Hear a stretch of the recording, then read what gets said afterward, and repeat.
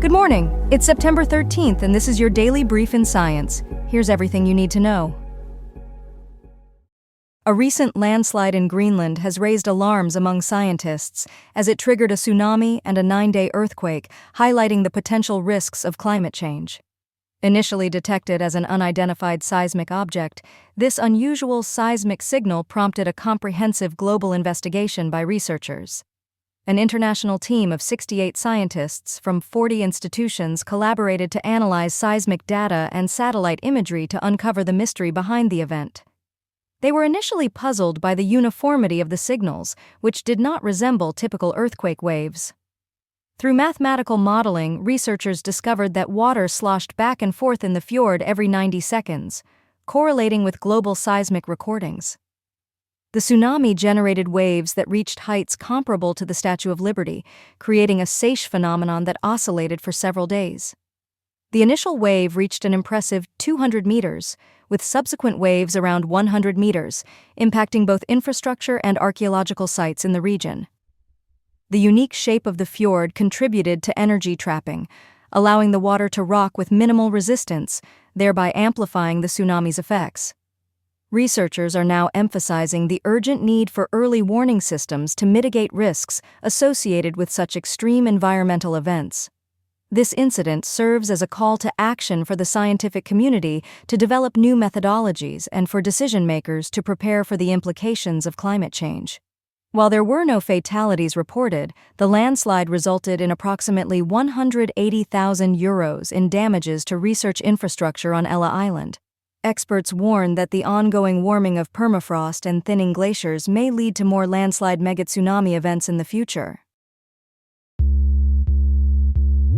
Ongoing magnetic disturbances are creating a unique opportunity for millions in the UK to witness the Aurora Borealis, typically reserved for more northern latitudes.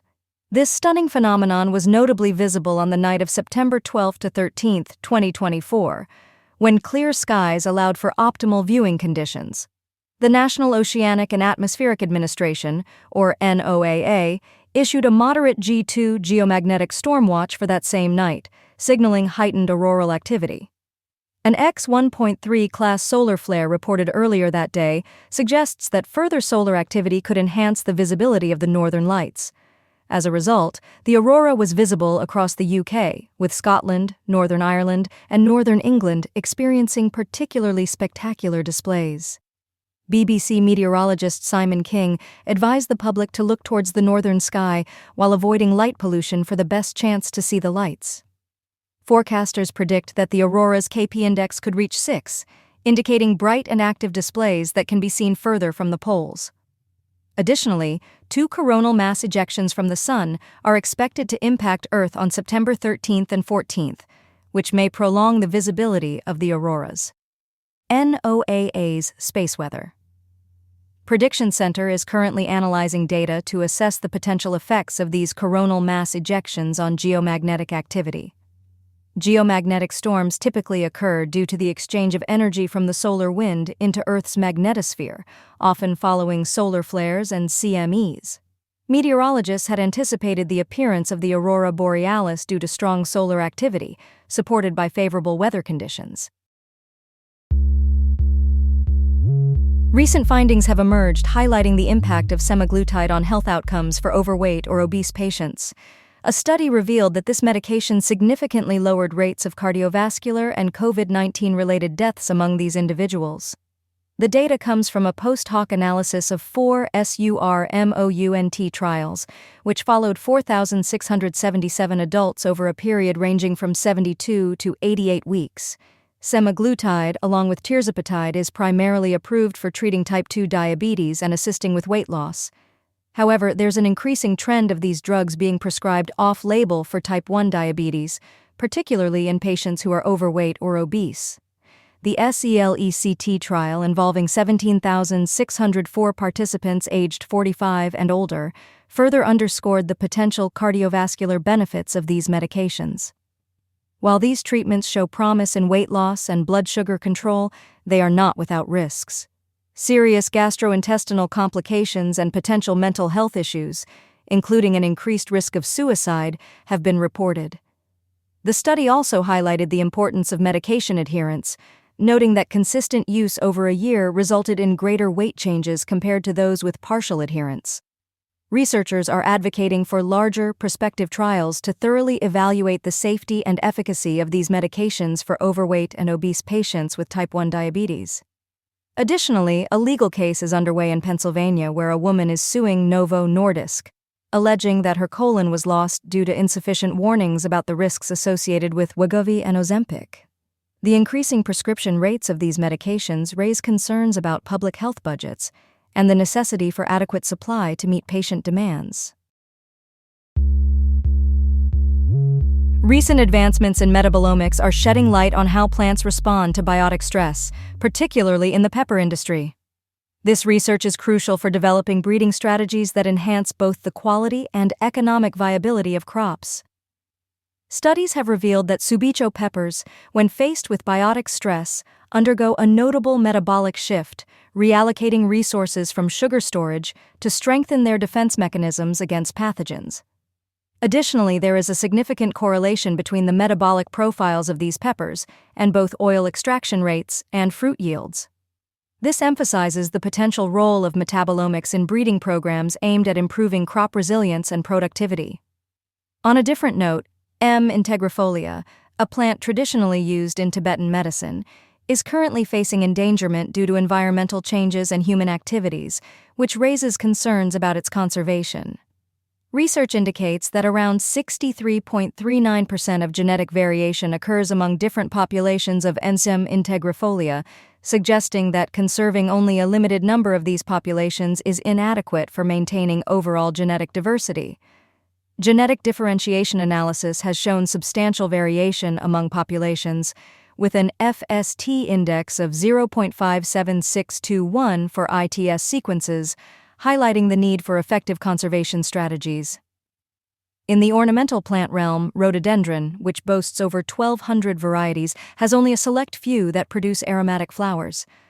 Ongoing research is focused on understanding the mechanisms behind fragrance formation in both fragrant and non-fragrant rhododendron varieties. Recent studies have analyzed the metabolomic profiles of 3 cultivars before and after exposure to azalea lace bug stress, providing insights into the plant's resistance mechanisms against pests. This research could greatly inform future pest management strategies and improve breeding programs through advancements in biotechnological approaches, including genomic selection. Spinal cord injuries are on the rise in South Korea, with around 2,500 new cases reported each year. This alarming trend highlights the pressing need for effective rehabilitation strategies for individuals post-discharge from hospitals. A recent study has focused on the effectiveness of community-based exercise programs specifically designed for those with spinal cord injuries after they leave medical care. The study introduces the Spinal Fit program, a structured exercise intervention aimed at improving muscle strength, cardiopulmonary endurance, and mobility through a combination of aerobic and resistance training.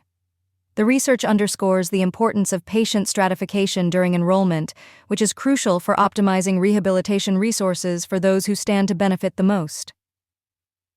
Virtual reality technology has emerged as a promising tool in neurorehabilitation, particularly in enhancing motivation and engagement during therapy sessions.